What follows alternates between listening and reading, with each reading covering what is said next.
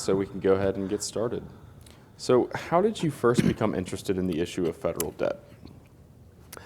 Well, I think all Americans ought to be interested in it.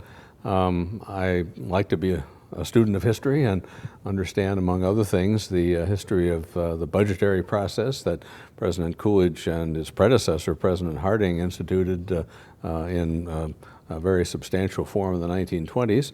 And then during my own time in our state capital, I understood the importance of discipline in the budgetary process, of making choices, of not borrowing more than the people of our state could handle.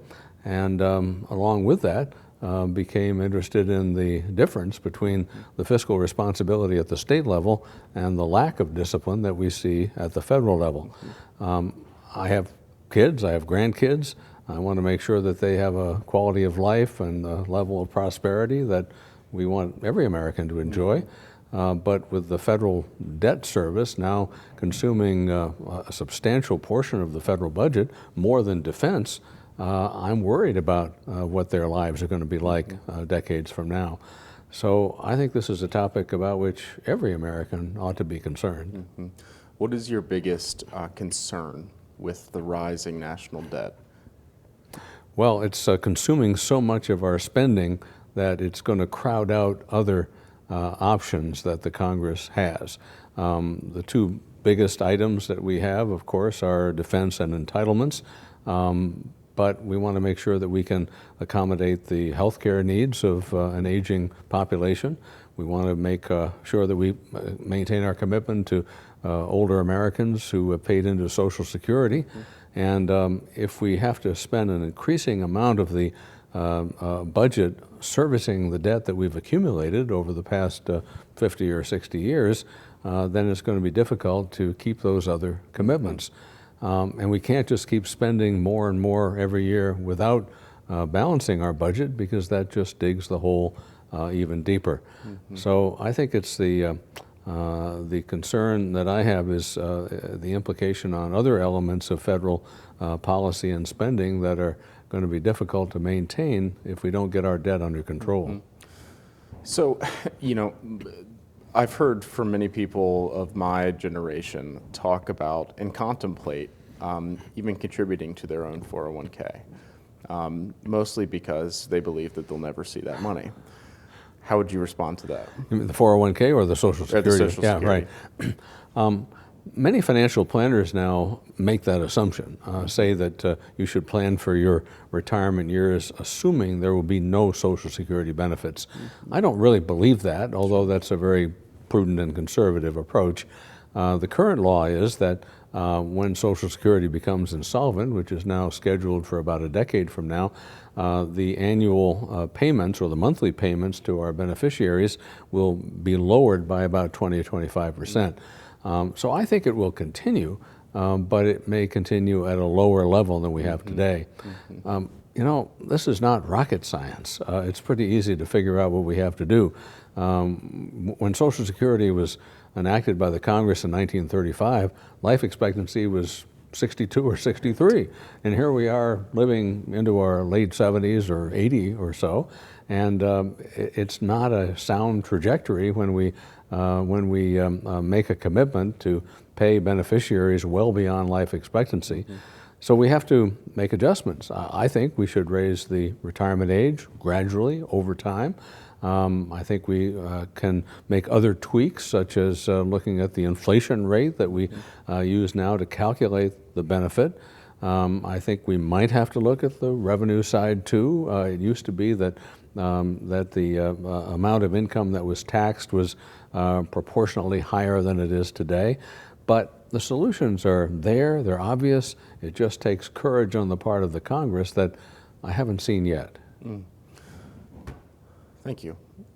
So I know that you have not spoken spoken yet for this conference, but given that you already have a lot of background information on this, what do you think the most important point is that you really want to hammer to, the future generation about our national debt crisis? I think it's important for them to understand our history, namely that in our early years, leaders like Alexander Hamilton and later President Lincoln understood that it was okay to borrow for national emergencies, for wars and unexpected expenditures, but that debt has to be paid off. And it generally has been. Even after World War I, Presidents Harding and Coolidge reduced the amount of the national debt by a fairly substantial margin. But since 1960 or so, we haven't paid it back. We just keep spending and borrowing and passing the bill on to future generations. It's almost incomprehensible. It's hard to get our arms around what $1 trillion is, but it's an awful lot. And it's something that your generation and others are going to have to deal with in a more substantial way than we have. So I worry about the quality of life that future generations will experience, and I think it's important, especially at this conference and in other opportunities, to instill in the next generation a sense of fiscal responsibility, a sense of urgency, and give them the background and tools they need to confront this national challenge. Absolutely. So what do you think is the most misunderstood thing about President Coolidge's economic policy? Well, one of his descendants said to me a while ago, you know, my ancestor was president between the world wars, between the famous presidents, Wilson and Roosevelt, in a time of great prosperity when we didn't have a crisis. And so that's why he tends to be forgotten. He, of course, didn't promote himself very much. He was known as Silent Cal. And I think a combination of those factors lead us to not study him as much and understand what a great leader he really was. As you know, he reduced the federal debt every year he was in office. He reduced the personal income tax almost every year that he was there. He reduced the size of government and the amount that we spend. So it's a legacy worth studying, worth understanding, and worth emulating today at a time when we continue to spend far more than the federal treasury takes in. So that commitment to fiscal discipline, I think, is key. And what's interesting is that he was just as fiscally responsible during his time in Massachusetts. As lieutenant governor, he presided over an entity called the Executive Council, and he began to see in those years how state government continued to grow almost exponentially without any serious check on rationing it back. And when he assumed the governorship in 1919, he set about reducing the number of state agencies substantially, including some layoffs of state workers, in a way that he and others thought might cost him re-election. Well, it didn't. The people of Massachusetts understood the need for that fiscal discipline, and so that probably gave him the confidence to work with President Harding to begin to trim back spending at the federal level.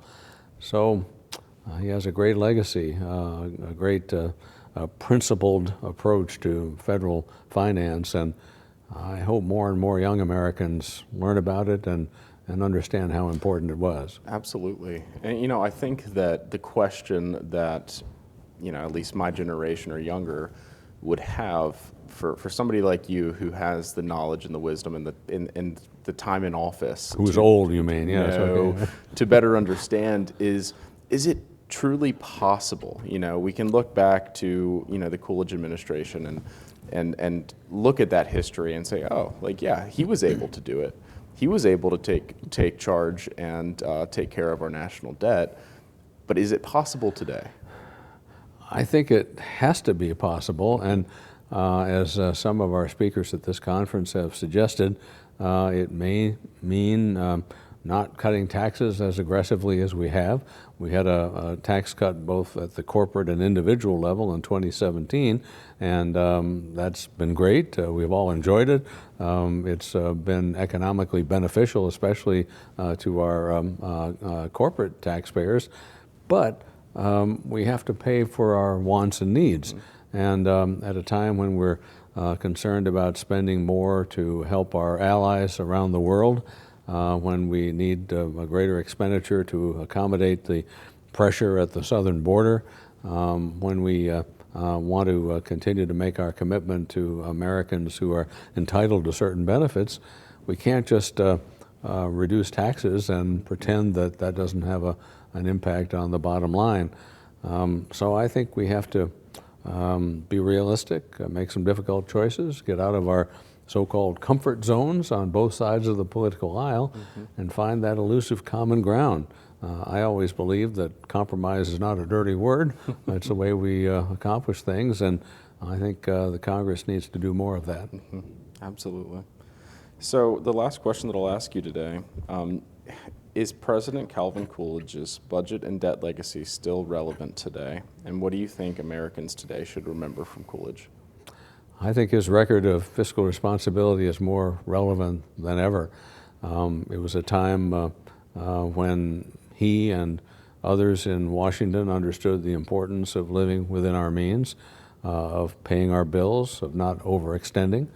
And I think part of that might have been not only his career in public service, but his childhood, growing up in a small hamlet in Vermont, where he would go with his dad to the town meetings and see the tremendous strain under which a lot of his neighbors lived, see the choices they had to make at the municipal level on what to spend local tax dollars on. And I think that understanding of respect for the taxpayer is something that really undergirded his commitment to fiscal responsibility throughout the rest of his life. So I think there's a lot to learn there. And at a time when our federal debt is at a record level, when our debt and deficits as a ratio to our gross domestic product continue to rise, we have no choice, in my view, but to look back to a more responsible era like the Coolidge presidency and get our fiscal house in order. Yeah, absolutely. Thank you, Governor, for your time.